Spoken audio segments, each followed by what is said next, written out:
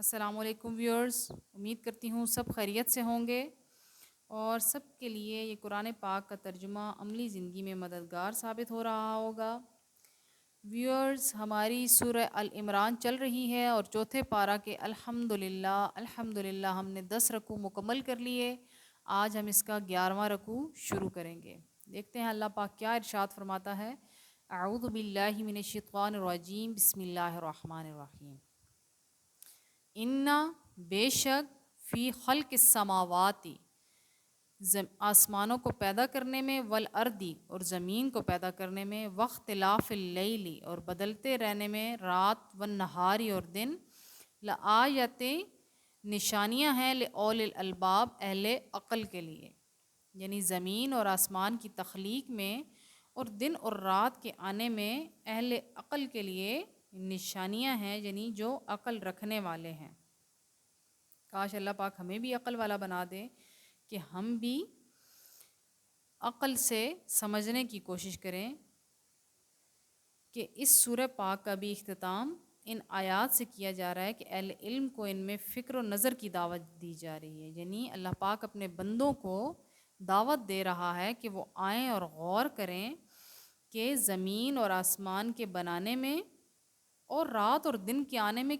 کیا حکمت چھپی ہے۔ کاش کہ میرے بندے اس پر غور کریں اور عقل والے ہی سمجھ سکتے ہیں کہ اصل معاملہ کیا ہے۔ الذین جو یذکرون یاد کرتے ہیں اللہ تعالیٰ کو، قیاماً کھڑے ہوئے، وقعوداً اور بیٹھے ہوئے، وعلی جنوبہم اور اپنے پہلوؤں پر لیٹے ہوئے، ویتفکرون اور غور کرتے رہتے ہیں، فی خلق السماواتی پیدائش میں آسمانوں کی، والارضی اور زمین کی، ربنا اے ہمارے مالک، ما نہیں ہے، خلقتا پیدا فرمایا تو نے، ھذا یہ، باطلاً بیکار، سبحانکا پاک ہے تو، فقنا عذاب النار بچا لے ہمیں آگ کے عذاب سے۔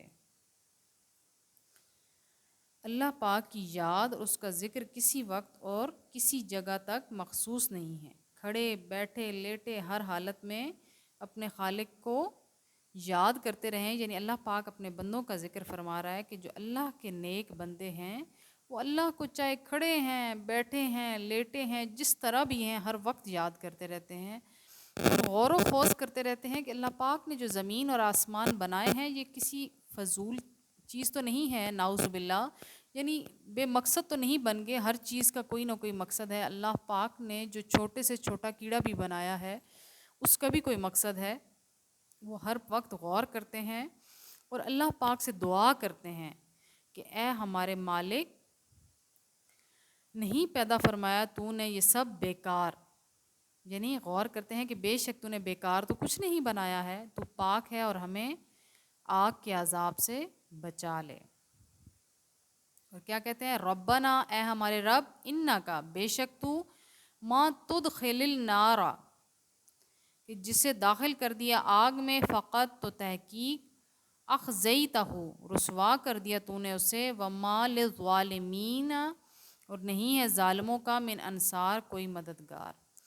کہ اے رب جسے تو نے آگ میں داخل کر دیا، تو نے رسوا کر دیا، تو اس کا تو کوئی مددگار بھی نہیں ہو سکتا۔